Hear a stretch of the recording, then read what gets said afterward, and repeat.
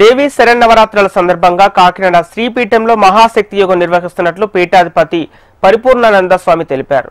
దసరా సందర్భంగా నిర్వహించే పూజా కైంకర్యాలలో భక్తులు భాగస్వామ్యం కావాలని స్వామీజీ విజ్ఞప్తి చేశారు. పూజల్లో పాల్గొనే భక్తులకు అమ్మవారి రాగి ప్రతిమ, పసుపు కుంకుమ తీర్థ ప్రసాదాలు అందిస్తామన్నారు. ఆన్లైన్లో నమోదు చేసుకున్న 35,000 మంది భక్తులకు అమ్మవారి ప్రతిమలను అందిస్తామన్నారు.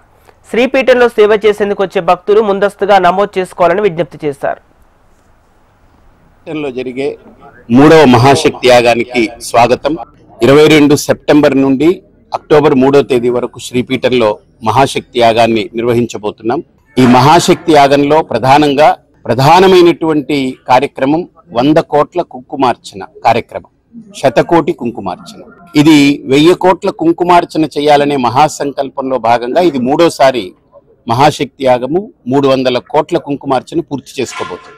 కాబట్టి అంచనాలకు మించి 3వసారే కాకినాడ వేదికగా శ్రీపీఠం ప్రాంగణంలో ఒక అద్భుతమైనటువంటి ఈ కార్యక్రమాన్ని మన ప్రమేయం ఉంది అనుకోవడం కంటే, ఆ భ్రమపడడం కంటే దైవం యొక్క కేవలం దైవానుగ్రహంతో, అమ్మవారి యొక్క విశేషమైన కృపతో మాత్రమే ఇంత కార్యక్రమం జరుగుతుందని స్పష్టంగా చెప్పుకోవచ్చు. అలాంటి కార్యక్రమంలో పక్క ప్రాంతాలే కాదు, జిల్లాలే కాదు, పక్క రాష్ట్రాల నుంచి కూడా విచ్చేసి ఈ కార్యక్రమంలో పాల్గొనేదానికి చాలా పెద్ద ఎత్తున భక్తులు తరలివస్తున్నారు. వాళ్ళందరికీ కూడా ప్రతినిత్యము ఒక 40,000 నుంచి 50,000 మంది వరకు కూడా మహాప్రసాదాన్ని వాళ్ళకి అందించాలని ఒక గొప్ప సంకల్పం. అంటే ఈ 11 రోజుల్లో ఒక 4 లక్షల నుంచి 5-5.5 లక్షల వరకు దాటుతారనేది.